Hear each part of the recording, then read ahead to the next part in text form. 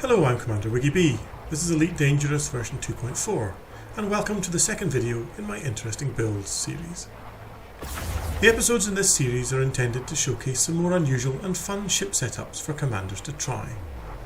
I wouldn't necessarily recommend these builds to new pilots. Like my piracy videos, they're really meant to provide some new challenges for players who are a long way into the game. Today's plaything is Mantis, a Diamondback Scout hull tank with 2 hammers and 2 rails. This is a hard-hitting little ship, but is just as hard to hit with. Like many commanders, my first experience with rails involved missing repeatedly and then taking a rebuy, so back off they came. 3 years into the game, and rails are now one of my favourite weapons. The DBS is a great little gun platform, fast, cool running and manoeuvrable. Great for this loadout. Okay, so the plan is to warm up in the Hazres with some single ship fights, then wing kills, and finally to go Corvette hunting in a high intensity combat zone. Yup, that's right, vet hunting. So let's get back to the station for a quick teardown of the build. If you want to skip to the shooting, then you should find a quick link in the description.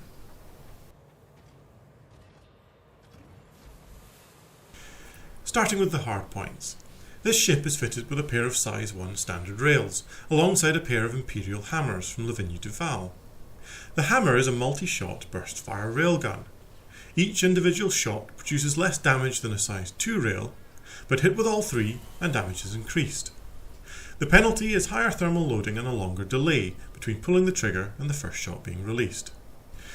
Rails are great for killing large ships due to their high armour piercing rating. Small weapons usually suffer against large ships. If the piercing rating is lower than the target's armour rating, then damage is reduced. Condas, Clippers and Corvettes all have an armour rating of 70. The new Type 10 has a rating of 75. With a standard piercing of 100, even small rails can deal their full damage to any ship in the game.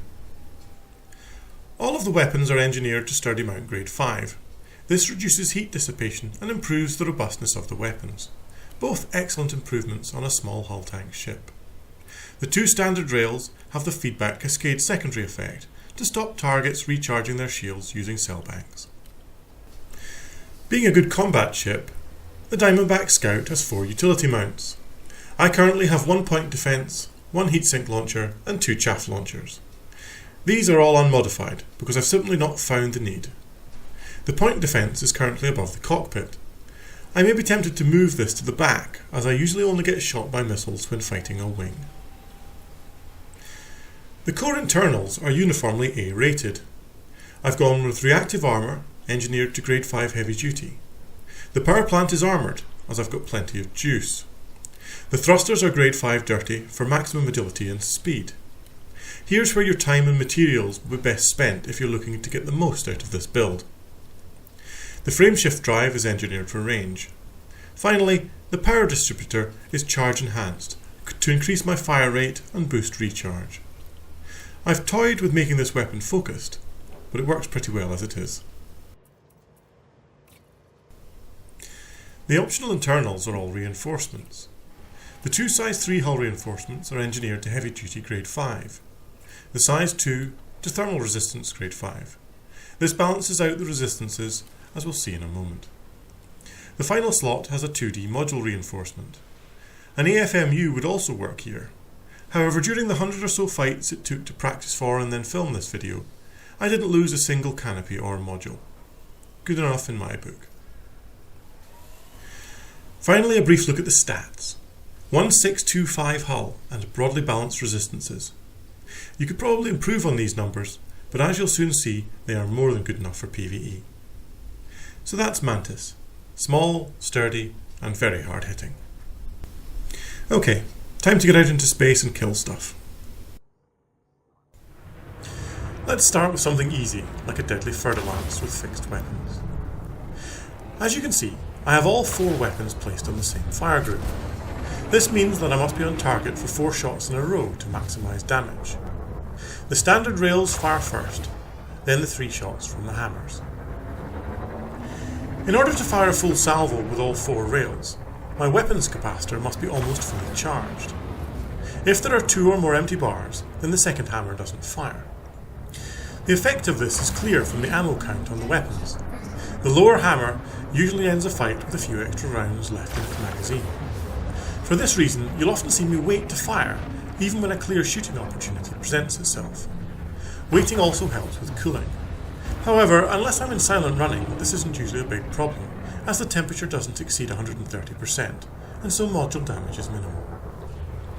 The feedback cascade secondary effect is nicely demonstrated, as the FDL tries to recharge its shields. To maximise my advantage, I took several shots far closer together than normal. This made me cook, but I was rewarded by cracking our defences. The DBS is a small and nimble ship. Dodging plasma rounds is therefore easy. Just don't fly in a straight line when the enemy is nose on.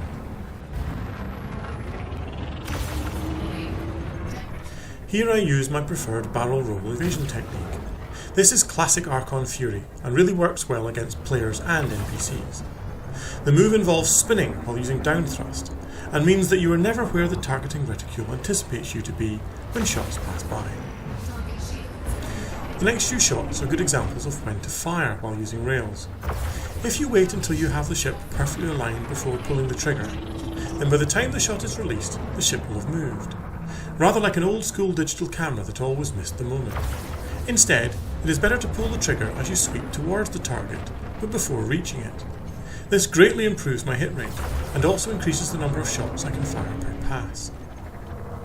FDL dead. No damage sustained. Next up is an expert gunship with turrets. Look out for the left hammer not firing next shot, as my weapon capacitor is too low.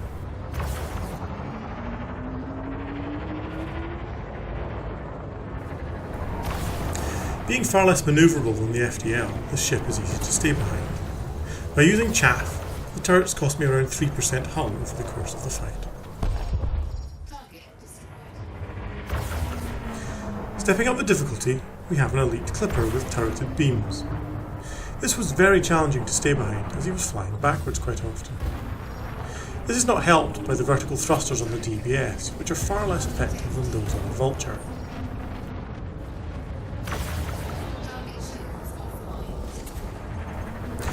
I don't tend to use FA off all that much, and possibly that would have helped here. That said, I find it much harder to dodge using FA off. In the end, the clipper went down after taking 8% hull off of me. Moving on to multiple ship combat, we have a deadly Anaconda with turrets all over it, and a fighter with beams. This is getting close to my limit with a hull tank DBS, as you'll see.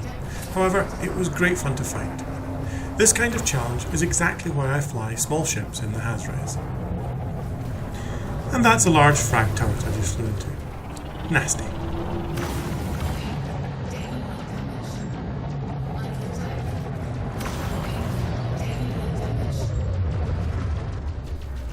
To speed things up, I targeted the Conda's power plant. Rails make excellent module snipers. As with my APA Vulture, chasing down a fighter using rails is a fool's errand. As a result, I simply ignored it and tried to remember to keep dodging and chaff regularly.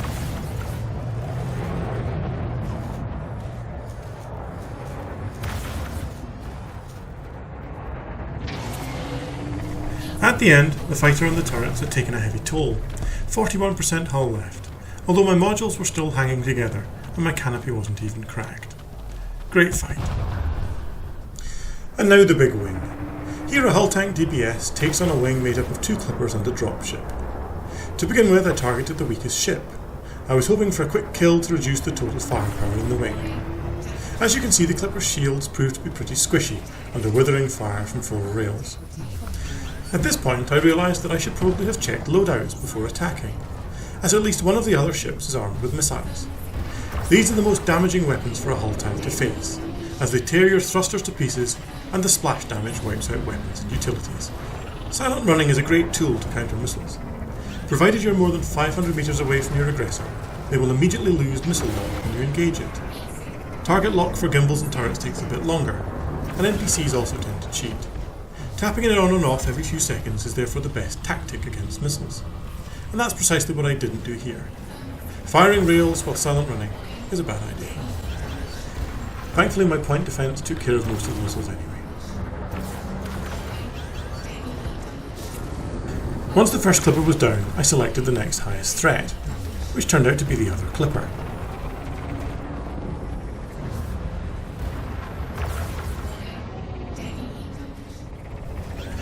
As soon as it became clear that the dropship had the missiles, I switched to fighting it. I can easily stay out of dropship's front fire arc, and this neutralises the missile threat entirely.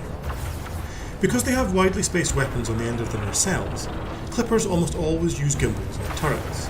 Chaff is therefore highly effective against them, and protected me while I dealt with the dropship. I also received little help at this point from another NPC.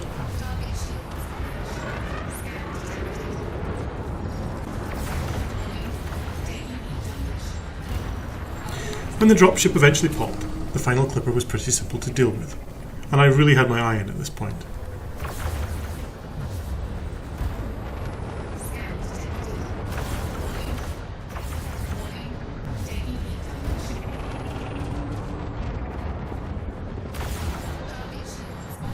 Simple, that is, until my thrusters malfunctioned due to damage from the earlier missiles and lots of heat from the fight. Thankfully, they weren't out for long.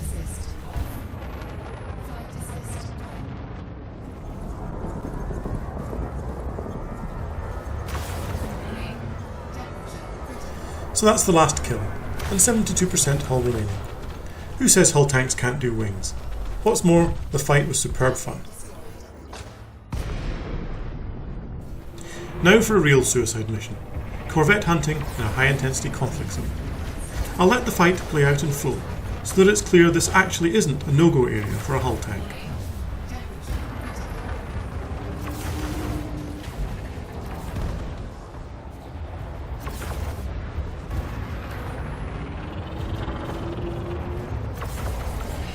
One clip I haven't shown is a fight with this ship's nemesis, the Elite Vulture. Small, tough and manoeuvrable, while packing a huge punch. One fight lasted around 10 minutes, crazed my canopy and took me to about 60% hull. Unfortunately not great to watch as it involved lots of turning, but it was intense to pilot. To me, killing an Elite Vulture or Elite Eagle with rails should be on every pilot's Elite Dangerous bucket list.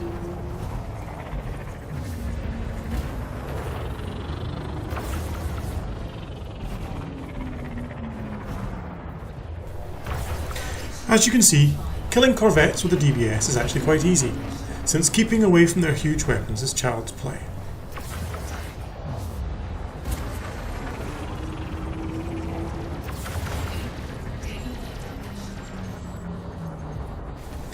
Once its shields are down, the hull is quickly torn to pieces by the armour-piercing railguns.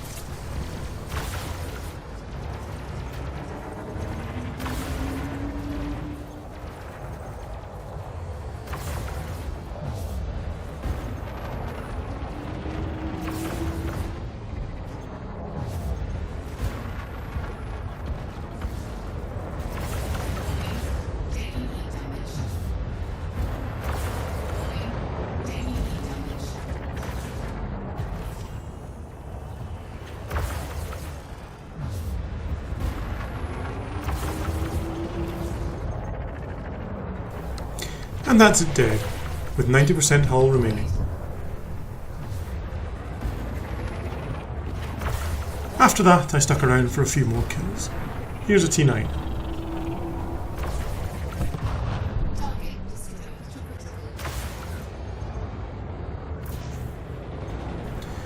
This deadly python took a bit more effort.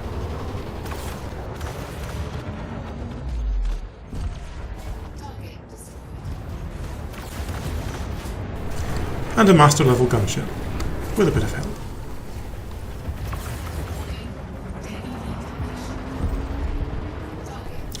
Okay, so that's it for this video.